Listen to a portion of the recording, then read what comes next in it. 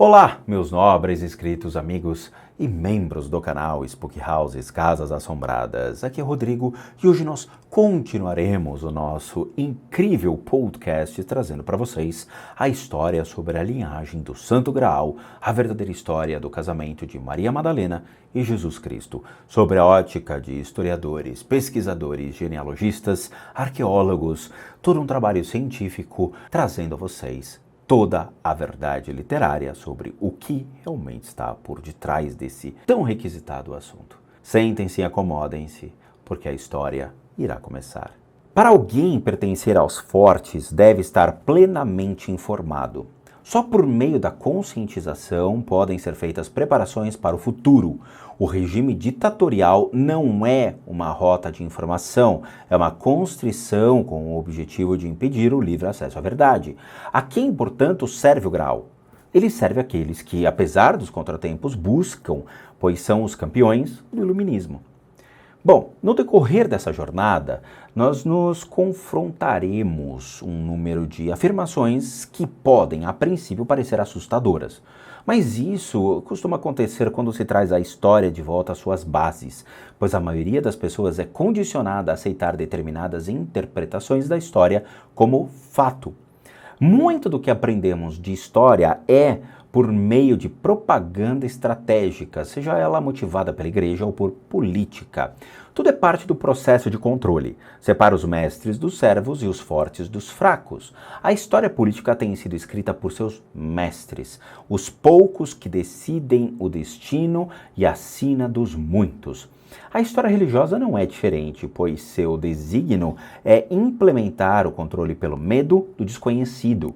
E dessa forma, os mestres religiosos retiveram sua supremacia às custas dos devotos, que genuinamente buscam a iluminação e salvação. Quanto à história política ou religiosa, é evidente que os ensinamentos estabelecidos chegam às raias do fantástico, mas mesmo assim raramente são questionados. Quando esses são menos do que fantásticos, porém costumam parecer tão vagos que quase não fazem sentido se examinados em qualquer nível de profundidade. Em termos bíblicos, nossa busca do Graal começa com a criação, conforme definida pelo livro de Gênesis.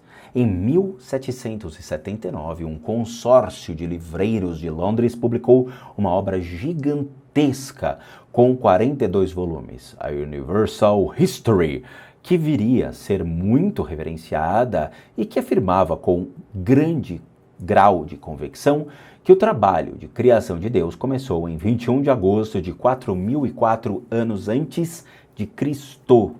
Surgiu então um debate a respeito do mês exato, pois alguns teólogos achavam que 21 de março seria uma data muito precisa. Todos concordavam, porém, que o ano estava correto e aceitavam que só 6 dias tinham passado entre o nada cósmico e o surgimento de Adão. 6 dias. Na época da publicação, a Inglaterra se via em meio à Revolução Industrial. Era um período instável, de extraordinárias mudanças e desenvolvimentos, mas assim como no acelerado ritmo dos avanços da atualidade, pagou-se um preço. As preciosas artes e as técnicas de outrora se tornaram obsoletas diante da produção em massa e a sociedade se reagrupava para acomodar uma estrutura comunitária com base na economia. Uma nova estirpe de vencedores emergia, enquanto a maioria da população cambaleava num ambiente desconhecido que nada tinha a ver com os costumes e padrões de sua educação. Certo ou errado era um fenômeno chamado de progresso, e seu critério inflexível é aquele preceito do naturalista inglês Charles Darwin, a sobrevivência do mais forte. O problema é que as chances de sobrevivência das pessoas costumam diminuir quando elas são ignoradas ou exploradas por seus mestres, aqueles mesmos pioneiros que forjam a rota do progresso, auxiliando, mas não garantindo apenas a sobrevivência própria. É fácil vermos hoje a história universal de 1779 estando errada. Sabemos que o mundo não foi criado em 4004 anos antes de Cristo. Sabemos também que Adão não foi o primeiro homem na Terra.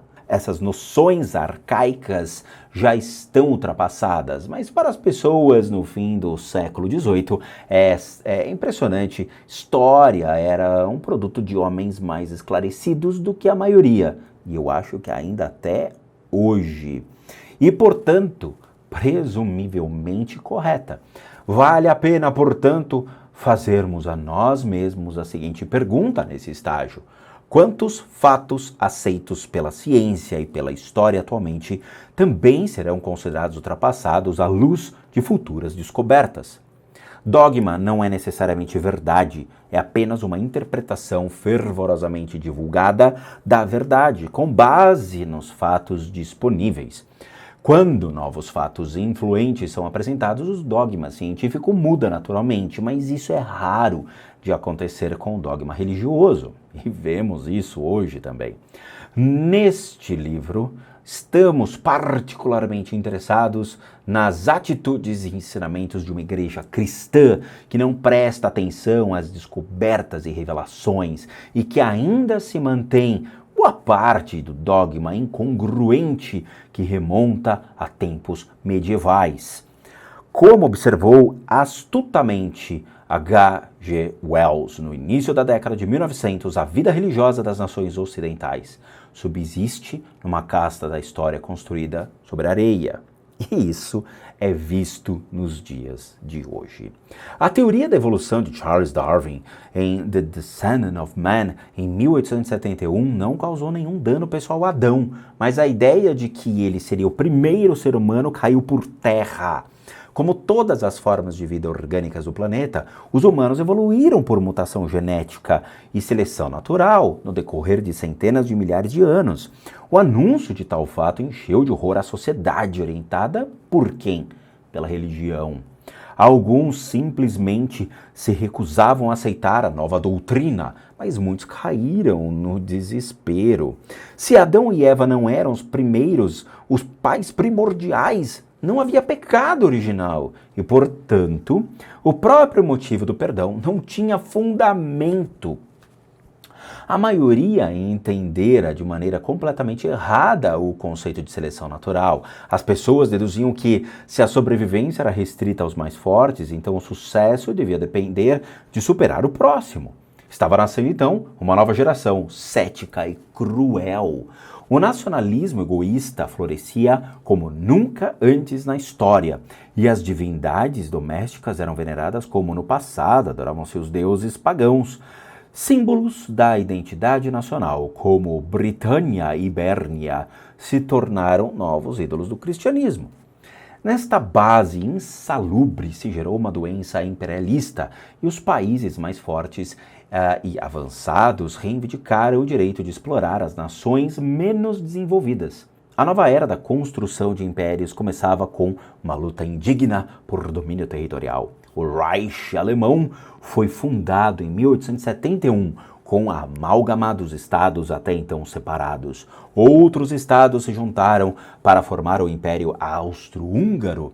O Império Russo expandiu-se consideravelmente na década de 1890. O Império Britânico já ocupava nada menos que 1/5 de toda a massa territorial do globo. Aqueles eram os dias dos resolutos missionários cristãos, muitos dos quais enviados da Inglaterra, da Rainha Vitória. Bom, meus amigos do canal, espero que vocês tenham gostado deste incrível capítulo.